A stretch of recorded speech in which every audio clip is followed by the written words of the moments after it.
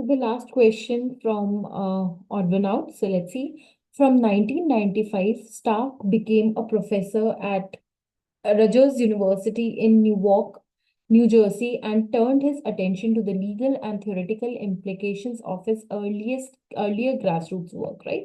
So basically, this sentence provide a kind of a detail, okay, about Stark, or we can say it's a kind of a biographical detail about Stark's career shift and his focus on legal and theoretical implications of his earlier grassroots work, right? Now, drawing on 30 years of research as a forensic social worker, he documented a broader and more devastating pattern of manipulative behaviors and subjugations closer to kidnapping or slavery that he called coercive control. Now, this basically introduces about the Stark's extensive research and the concept of the coercive control. His book showed in detail how abusive man used coercive control. We got link, okay, to subvert women's autonomy, isolate them from friends and family, and deny them access to the basic resources needed by most people. So you can say that this sentence discusses, maybe it says no. He documented something. So maybe it is some kind of a book or a paper. Okay. So now it says his book, so documented, his book showed in detail, right?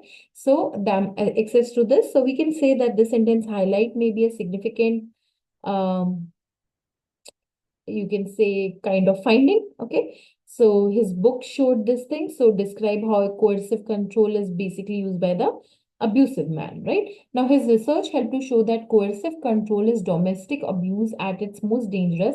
Its presence or absence is a better indicator of a future homicide than the existence of physical violence alone.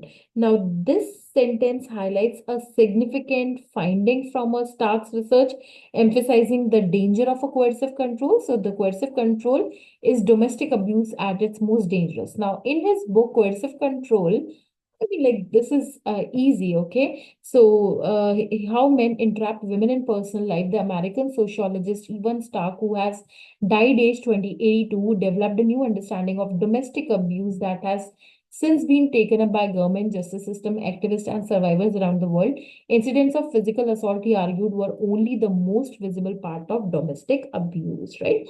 Now, we know clear cut that this needs to be definitely there because it is actually introducing the book. It is giving us the full fame. It is a full name of Stark and it is bringing the concept. Okay. And then we can say that the 2, 3, 4, again, because these are talking about the coercive control, the one has to be an odd one out because Stark became a professor. It's giving a more of a biographical detail. Okay. New Jersey and turned his attention to the legal and theoretical implications of his earlier grassroots work. So maybe in case if this needs to come here, so all these sentences needs to come before. Okay, so that is basically the case that the your odd one out is sentence number one because the sentence, while providing the biographical information about the Stark's career, it does not feel seamlessly into the coherent narrative focused specifically on the research and this coercive control, the concept of coercive control. So that is the reason that the one is an odd one out. So I hope you got this question correct.